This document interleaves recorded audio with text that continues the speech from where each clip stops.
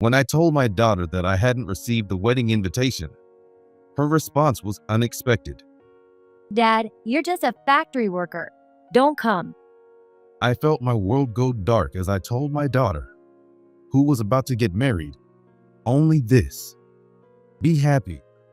After she hung up the phone, I stood there in a daze for about 30 minutes before tears of regret streamed down my face. I swear to God, I've lived sincerely and honestly.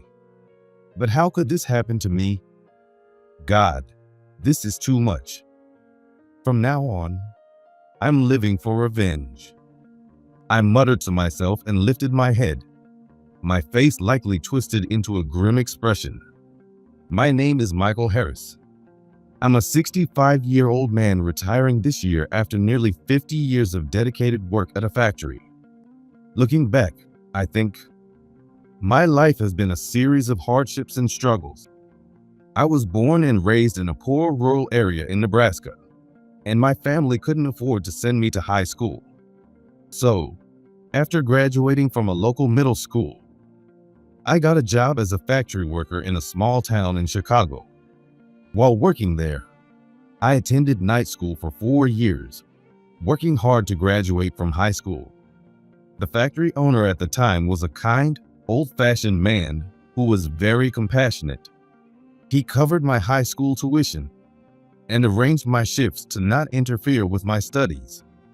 Though he's no longer with us, I still appreciate his kindness and will never forget it. Since then, I've worked tirelessly at this factory for over 40 years without changing jobs. In my personal life, I was single and dedicated to my work. But when I was 39, I married a woman I met at a local bar. A year later, my daughter Hannah was born. However, by the time Hannah entered first grade, my marriage had fallen apart, and we divorced. The cause was my wife's infidelity. She had an affair, stopped coming home, and neglected our daughter's upbringing and household chores, leading to our divorce. Although we fought over custody of Hannah, my wife was only interested in getting money under the guise of child support. As soon as I proposed a fair settlement in court, she suddenly abandoned her claim for custody. She left me to raise Hannah alone as she went off with her lover. Since then, I have done my best to raise Hannah on my own. At first, she didn't warm up to me and longed for the mother who abandoned her. Even so, I tried my best to make sure she didn't feel deprived in our single-parent household. I bought recipe books and, despite being exhausted from factory work, made her favorite dishes like hamburgers and carbonara from scratch. I also bought her the video games and cell phones she wanted and invested as much as possible in her education, even sending her to a private university. All because I didn't want Hannah to grow up feeling the stigma of being from a single-parent family. Hannah eventually graduated from university, got a job, and moved out to live on her own. 3 years passed since she started working, and one day, while talking to my sister, Sarah, who lives in Ohio, I found out that Hannah was getting married. I hadn't spoken to Hannah in a while. I thought Hannah was just living on her own since she never came back home. But Sarah told me Hannah was already living with her partner, and that the wedding was just days away. Wait, hasn't the wedding invitation reached you? You're her father, but we've all received our invitations. I was stunned, feeling a mix of confusion and hurt as I ended the call with Sarah. Why didn't Hannah tell me about her wedding after all I've done to raise her alone? The next day, a luxury car worth probably hundreds of thousands of dollars pulled up in front of the factory where I worked, completely out of place. From the luxury car, a young man in a flashy Italian suit and a tough-looking bodyguard with a shady aura, not someone who seemed to have a legitimate job, stepped out.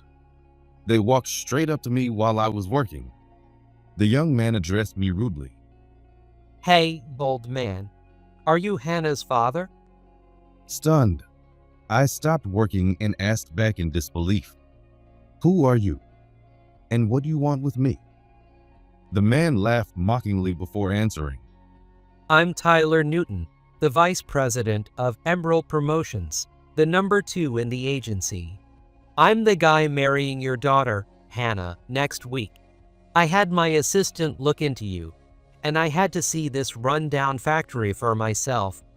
It's laughable, like something out of the lower class. I wasn't interested in or familiar with the entertainment industry, so I didn't know who he was. Later, I heard that Emerald Promotions is a rising talent agency producing many young actors and actresses recently. Despite being a stranger, Tyler insulted me arrogantly as if he were a noble, looking down on me with disdain.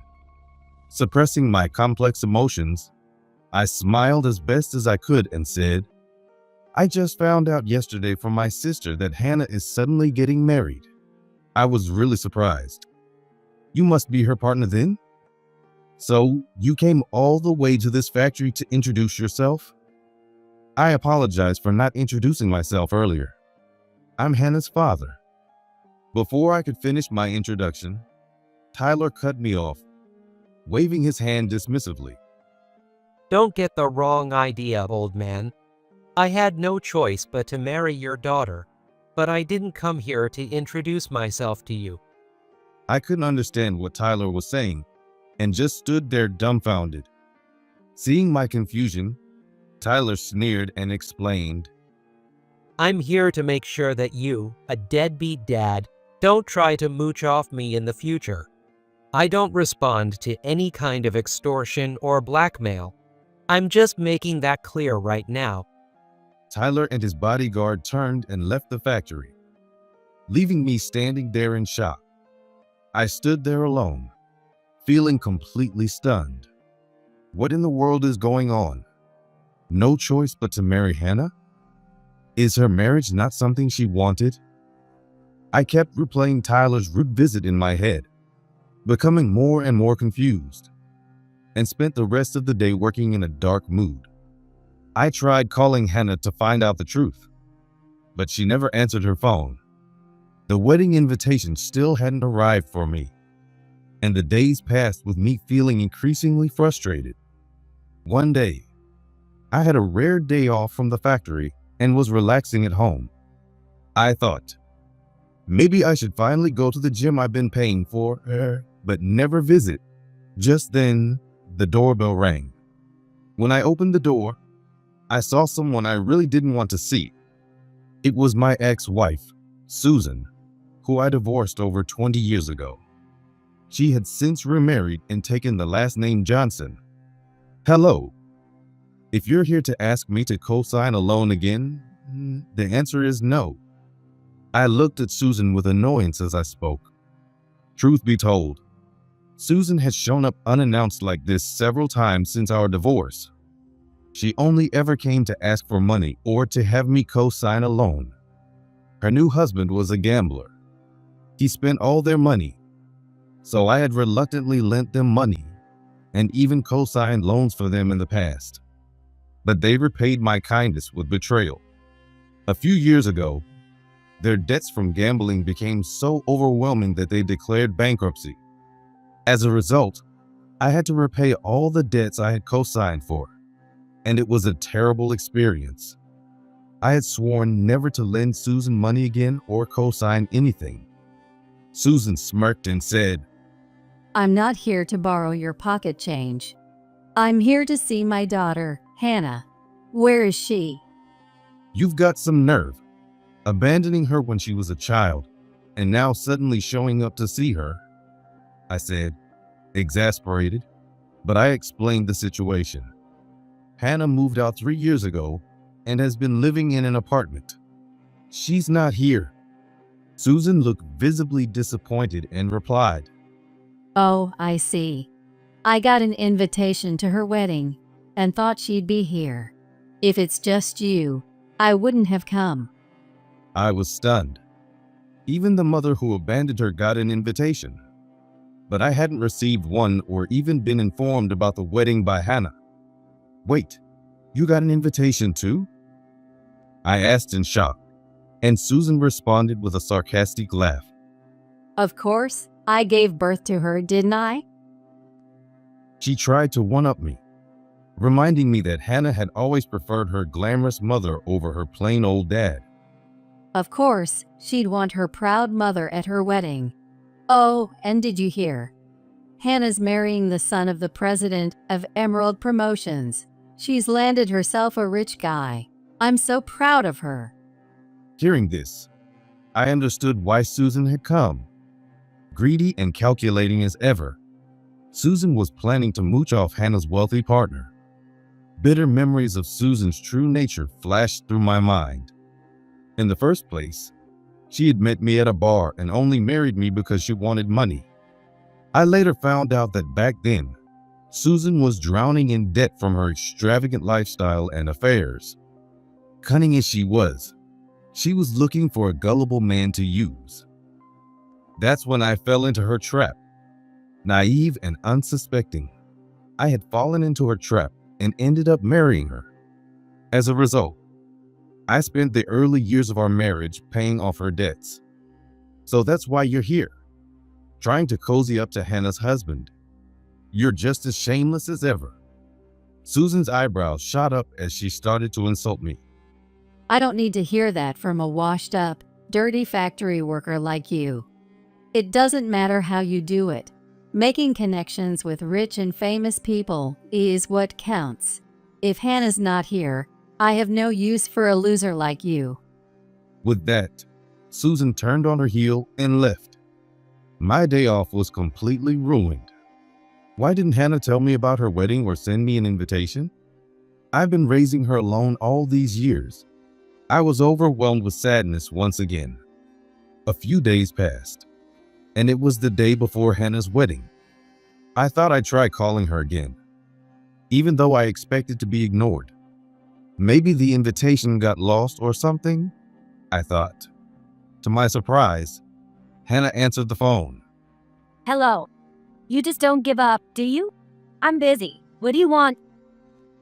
Hannah snapped at me, clearly annoyed. Well, Hannah, I heard from your aunt and mother that you're getting married. Is that true? I explained what I had heard from my sister and ex-wife, and Hannah responded irritably. Yes, so what? My partner is from a high-class, elite background, not like a lowly factory worker like you. Stay out of it. Stunned by her harsh words, I pressed on. So, the wedding is tomorrow, right? I haven't received an invitation yet, and I thought maybe it got lost or something. I wanted to make sure you knew about it. Hannah laughed, a high-pitched, unpleasant sound. A mistake? Are you stupid? What are you talking about, old man? I couldn't believe it. She was calling me an old man and mocking me. What do you mean? Listen, you bottom-tier worker. I never thought of you as my father. You've always been a dirty factory worker, and I was ashamed of you since I was a kid. I wanted to be with my beautiful young mom. Being raised by a loser like you was humiliating. Hannah's ungrateful and cruel words left me speechless. I see. So, about the wedding tomorrow. Hannah cut me off. You're just a dirty old factory worker. Don't come. I felt my world go dark as I told my daughter only this. Be happy. Hannah sighed loudly and added before hanging up. It has nothing to do with you. Once I'm married, I'll be part of the elite society. Don't contact me. It's a nuisance. After she hung up, I stood there unable to move for a while. After about 30 minutes, tears of regret streamed down my face. Then, a dark, intense emotion started to well up inside me. I've lived my life sincerely and honestly, but this is how I'm treated? God, this is too much. From now on, I'm living for revenge. I muttered to myself, raising my head with what was likely a demonic expression. 2 days later, the day after Hannah's wedding, I was leaving the factory, covered in grease after a hard day's work, when I saw a familiar face waiting for me. It was my best friend, Thomas Anderson. Thomas and I grew up in the same small town and were classmates in middle school. Back then, we were in the same football club and pushed each other to excel both in the sport and in our studies. He was a true friend I could talk to about anything. Hey, Michael, you're amazing. Still working hard in physical labor at this age. I really respect that, man. Thomas smiled and patted me on the shoulder. Come on, give me a break.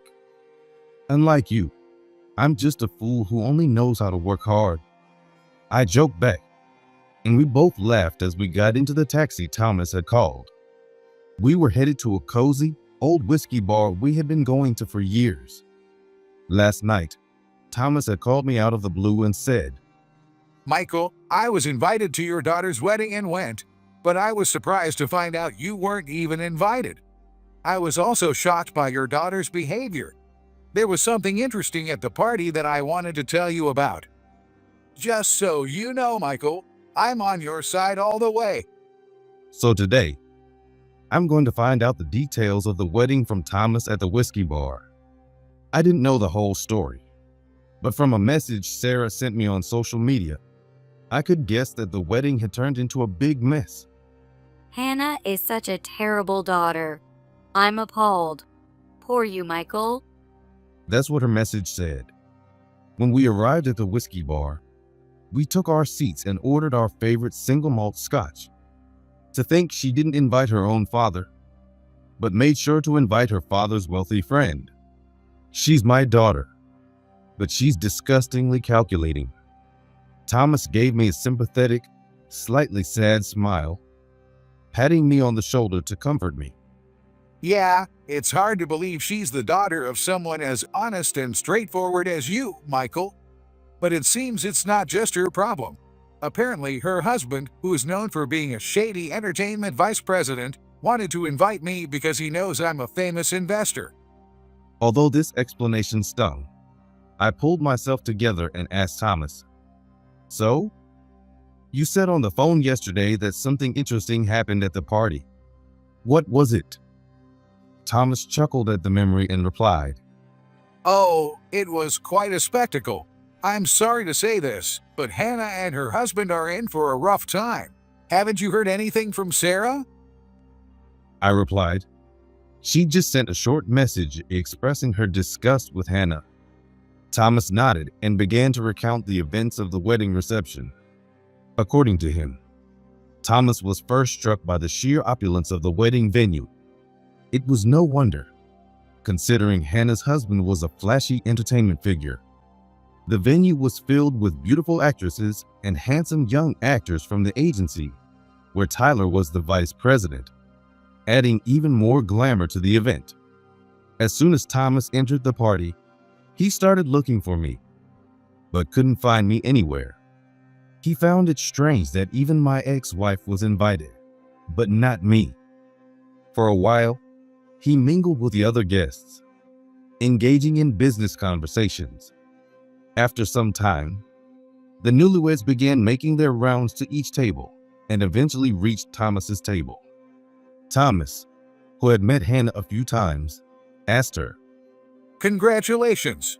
By the way, I've been looking for your father, but I can't seem to find him.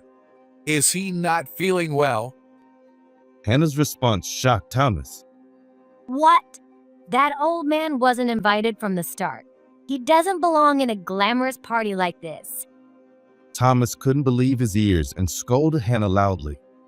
Is that how you talk about the father who raised you all by himself? Have some shame. But Hannah, unfazed, replied smugly, Look, just because you're my dad's friend doesn't mean you can lecture me. She went on to say that she never wanted to be raised by me and would have preferred to stay with her young and beautiful mother. Still stunned, Thomas listened as Hannah continued. But I had no choice but to stay with that old man. And if you weren't wealthy, you'd be just like him. So stop sticking your nose in my business. Hannah's attitude left Thomas speechless. At that moment, a middle-aged woman, who had been watching the scene unfold, intervened. Hey, you. That's enough. The woman, whose face was flushed with frustration and anger, was my sister Sarah. Knowing Thomas for a long time, she greeted him briefly before turning to Hannah and saying loudly, Do you have any idea how much my brother struggled to raise you alone? She reminded Hannah of the long hours I worked in the factory, coming home to cook and clean for her, and sending her to college without any financial constraints. She continued, Do you remember how your father took time off work to attend your school events so you wouldn't feel left out? Normally gentle and kind, Sarah was now shouting at Hannah with anger and tears in her eyes. Hannah, with a disdainful look, responded, Gratitude? That's a joke. It was suffocating. Having that old man at my school events never made me happy. She spat out that she had always been embarrassed by me, afraid her classmates would laugh at her for having such a shabby father. Sending me to college? That's just what parents are supposed to do. Don't make it sound like a big deal, Auntie. Sarah, overwhelmed with a mix of anger and sadness, began to tear up. You're a heartless person. You have no idea how much your father sacrificed for you. Hannah, with an exasperated look, interrupted Sarah's tearful plea and said, I wanted my beautiful and stylish mom to come to my school events and sports days, but that old man had to show up and ruin it, so she couldn't come. Of all things, she praised her mother Susan, who had abandoned her for another man, and further insulted me. Upon hearing this, Susan, who was sitting at a nearby table, made a show of coming over and said, That's my girl, Hannah. Yes, I couldn't attend your school events because of that useless dad of yours.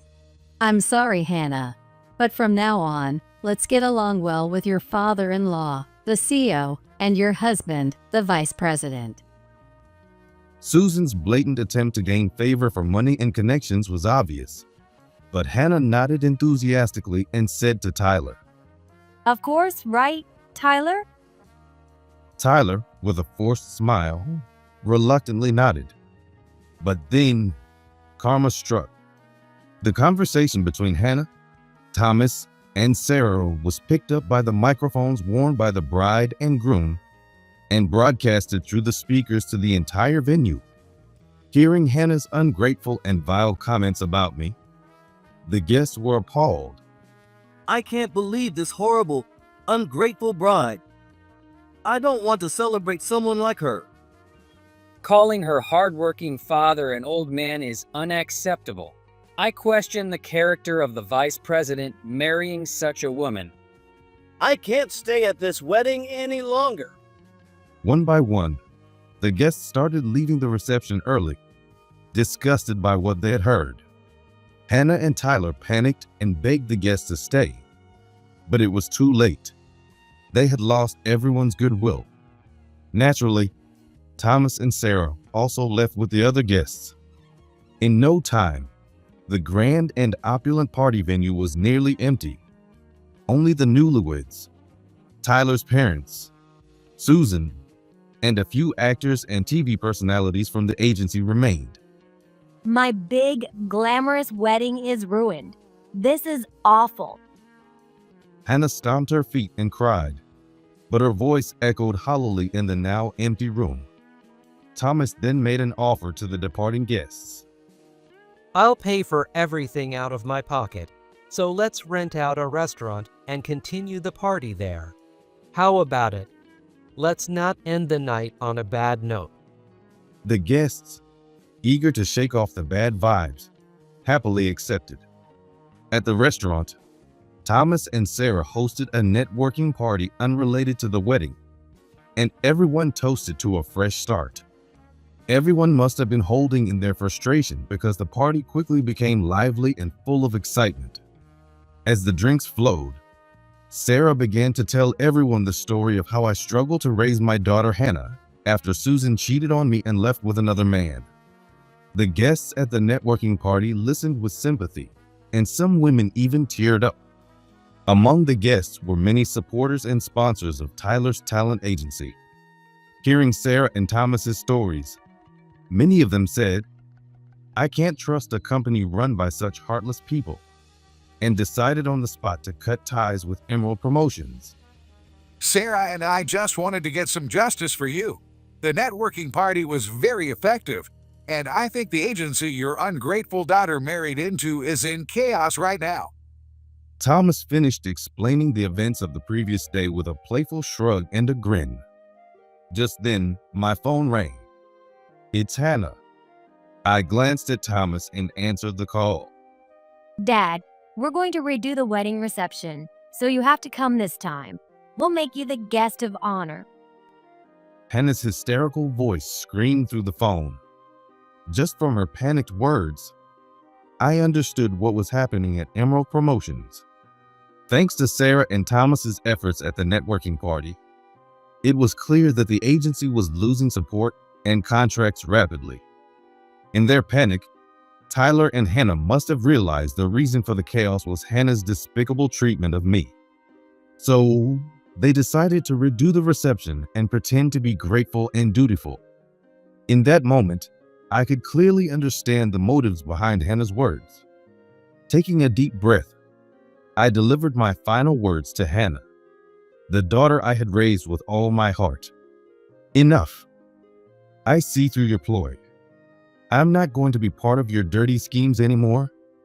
I calmly recounted how I had devotedly raised Hannah with all the love and sincerity I could muster over the past 26 years. And then I delivered my final message. But now it's all over. From this moment on, we are strangers. This is what you wanted, right? You said yourself that I'm just an old factory worker, so we're done. On the other end of the line, Hannah's voice wavered as she desperately tried to backtrack. No, Dad, that's not what I meant. It was a joke. Please, just come to the redo reception. It's your daughter's request. There's nothing cute about you anymore. What? I'm done with you. I don't think of you as my daughter at all. Goodbye, and enjoy your life with your kindred spirit husband. With my final bitter words, Hannah's true nature came out as she yelled back at me. Don't get cocky just because I was being nice. I'm part of a celebrity family now. I even lowered myself to ask you. I cut her off mid-rant and hung up. Hannah immediately called back, but I never answered again. Thomas, who had been watching me with a concerned expression, quietly said, In this world, we can't let the dishonest win or the honest lose. Your daughter turned out to be a disappointing and cruel person, but she'll face the consequences of her actions. And you, who did everything right, will have good things coming your way. With these comforting words from my best friend, I savored the deep taste of my single malt scotch that night. As it turned out, the sponsors and supporters of Emerald Promotions never returned, and the agency's business quickly fell apart. One by one, the popular TV stars and actors left the agency, breaking their contracts and moving to other companies. The shock of the agency's collapse caused Tyler's father, the CEO, to fall ill and retire. Tyler was left with enormous debts and was forced to declare bankruptcy. Hannah married Tyler, but soon after the wedding, Tyler handed her divorce papers, saying, "I don't want to see your face," because the business started failing due to Hannah's actions. Tyler, a playboy, never intended to marry Hannah, but did so out of responsibility when she became pregnant. Hannah expected to get a large sum of money from the divorce settlement with Tyler's wealthy family. However, just then, the business started to collapse, and Tyler, as the person in charge of Emerald Promotions, was buried in debt and declared bankruptcy. Unable to get a penny from a bankrupt man, Hannah found herself homeless. Cut off from me, Hannah turned to her mother, Susan, for help. But the opportunistic Susan coldly responded, "You've been nothing to me since the divorce," seeing that Hannah was no longer wealthy. Desperate to make quick cash, Hannah resorted to soliciting in a park and was arrested for prostitution. Now, she spends her days in prison, filled with regret. Just as Thomas predicted, the bad guys couldn't escape their fate. Time flies. It's been 3 years since then. I have retired from my long-time job as a factory worker and have become the owner of the factory. Here's how it happened. Thomas, a wealthy investor, had been buying up shares of the factory where I worked for some time. When he became the majority shareholder with over 51% of the shares, he appointed me as the CEO at the shareholders' meeting. Thomas said to me, I want a man who has lived honestly and sincerely to have a rewarding life in the end. Since then, I have been busy with my new mission of managing the factory. When one door closes, another opens. I reflect on the deep meaning of this proverb every day.